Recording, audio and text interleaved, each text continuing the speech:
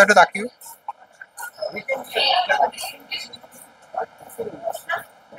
একটু দাঁড়িয়েও।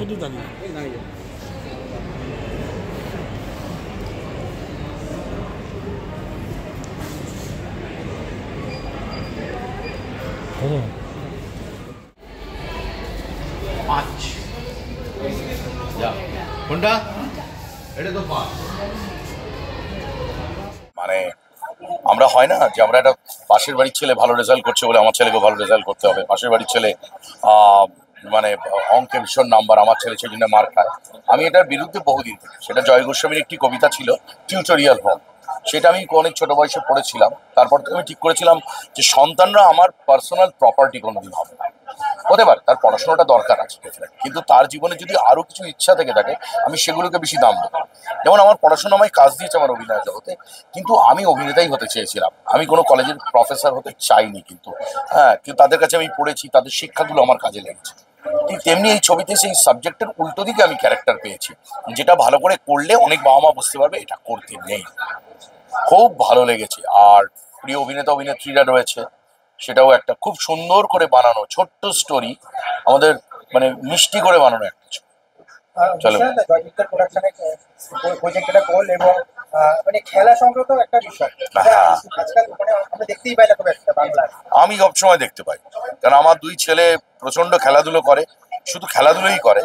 আহ তারা খেলতে যায়, আজকেও তারা খেলা বাদ দিয়ে এসছে, কিন্তু আমি বলেছি নেক্সট টাইম থেকে আর আসবে না, যেহেতু খেলার উপরে সিনেমা তাই আমি তাদেরকে নিয়ে এসেছি। খুব দরকার।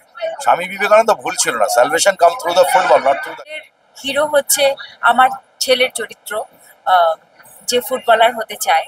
কিন্তু এই যে বাবার সঙ্গে ছেলের যে ব্যবধান, মানসিক ব্যবধান, সেটাই যে সবসময় আমি সামাল দেবার চেষ্টা করে এসেছি এবং পরবর্তী সময়ে সাকসেস যে পেয়েছি।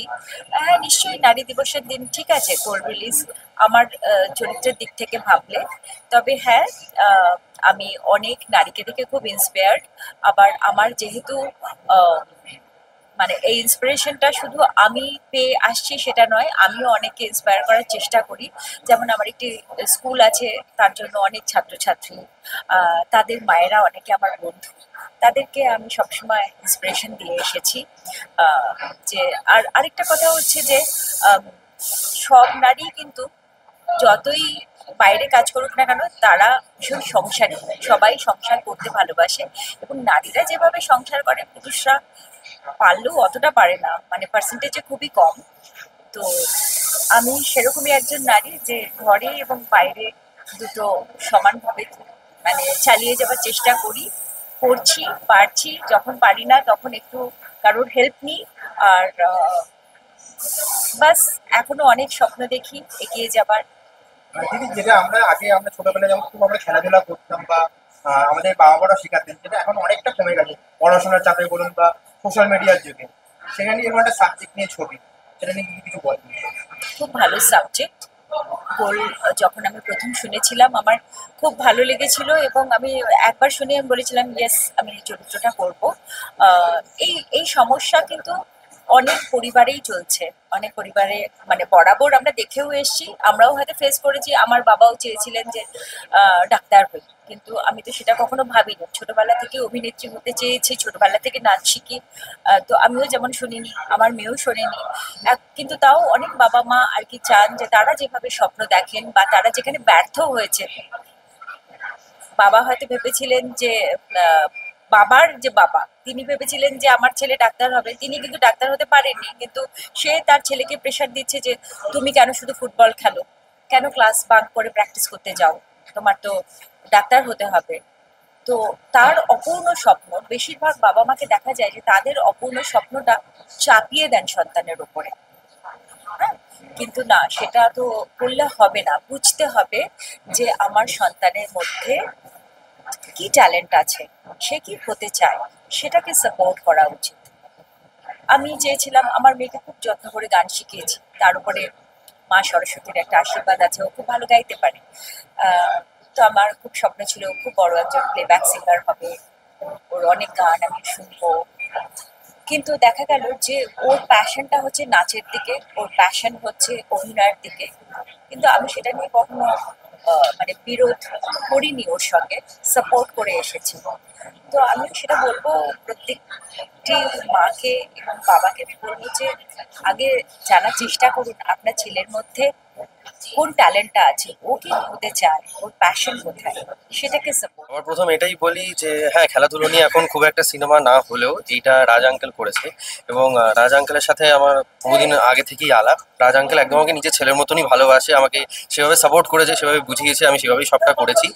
আর এখানে যাদের সাথে কাজ করেছি তারা মানে অবভিয়াসলি অনেক মান্যগণ্য আর্টিস্ট। হ্যাঁ, তাদের সাথে কাজ করে খুবই ভালো লেগেছে, অনেক কিছু শিখেছি, জানতে পেরেছি, খুব ইয়ার্কি ছলে নানা রকম অনেক কিছু করতে করতে মজা করেই আমার কাজ করেছে। আর যদি চরিত্র নিয়ে একটু হ্যাঁ, যদি ক্যারেক্টারটা নিয়ে বলি তাহলে বলবো যে অঙ্কিত একটা ছেলে 15 বছর বয়সে, যে মাধ্যমিক দেবে। তো তার বাবা মা যেহেতু তারা ওয়েল এডুকেটেড, বাবা কর্পোরেট সেক্টরে চাকরি করে, তো তার এটা ধারণা বা তাদের এটা বিশ্বাস যে পড়াশোনাটাই একমাত্র ইভ্যালুয়েট করার একটাই মাত্র স্ট্যান্ড পয়েন্ট হচ্ছে সেইটাই, যে পড়াশোনা দিয়ে সবাইকে মাপা যায়, সেটাই একমাত্র মাপকাঠি, এবং পড়াশোনাতে সাকসেসফুল হলেই কোথাও যেন তারা মানুষের মতন মানুষ। কিন্তু তার তো অন্য কিছুতেও প্যাশন বা হবি সেটা তো থাকতেই পারে, কিন্তু সেখানে তারা কোনো রকমের কোনো ফোকাস কিছু করে না। তারা অঙ্কিতকে এটাই চেষ্টা করে যে সে যেন শুধু পড়াশোনাতেই মনোযোগটা দেয়, কিন্তু অঙ্কিতের এটাই একমাত্র ইচ্ছা ছিল, তার গোল বা তার প্যাশন, তার হবি একটাই, যে সে একজন বড় ফুটবলার হবে। তো সেটা নিয়েই প্রথমে তার বাবা মায়ের সাথে তার স্ট্রাগল, তার যুদ্ধ সেখান থেকে শুরু হয়, এবং আলটিমেটলি লাস্টে তার বাবা মাও মেনে যায়, সেও সাকসেসফুল একজন ফুটবলার হওয়ার যে পাথ, যে ওয়ে, তাতেও সে আস্তে আস্তে যেতে শুরু করে। সেও ছোট ছোট ছোট ছোট অ্যাচিভমেন্টগুলো পেতে থাকে, সেও খুশি হয়, এবং তাদের মধ্যে বন্ডিং আবার কোথাও এক হয়ে যায়, বন্ডিং আবার ভালো। আজ তো মুক্তি পেয়ে গেছে অলরেডি, বলবে দর্শক? প্রথমে দর্শকদেরকে এটাই বলবো যে এই মুভিটার মোরালটা খুবই একটা স্ট্রং মোরাল। তো আমার মতন অঙ্কিত যেন আরো অন্য বাড়িতে যেন না হয়, তাদের বাবা মায়েরা বা গার্জেন যেন তাদের ছেলে মেয়েদের সাথে সেই জিনিসটা নিয়ে যাতে ডিসকাস করে, হ্যাঁ, যে তাদের কোনটা বেশি ভালো লাগে, কোনটা প্যাশন, কোনটা হবি, সেখানেও যেন তারা ফোকাস করে। শুধু পড়াশোনাটা, হ্যাঁ অবশ্যই পড়াশোনা কেন করবে না, নিশ্চয়ই, কিন্তু সেটাও তো তাদের ট্যালেন্ট। এটা যদি আস্তে আস্তে কমে যায়, তারা যে নীরবে কাঁদে, এতে কি হয়, তাদের না সেটা একটা মানে দায়িত্ববোধ জন্মায় ঠিকই, কিন্তু তাদের ভালোবাসাটা আসে। আর ভালোবেসে কাজ করা, আর এটা আমাকে করতেই হবে এই হিসাবে কাজ করা, দুটোর মধ্যে ডিফারেন্স থাকে। তো 8 থেকে 80 ফ্যামিলির সাথে সবাইকে বলবো যে এই সিনেমাটা গিয়ে তারা যেন একটু পিছিয়ে যাই।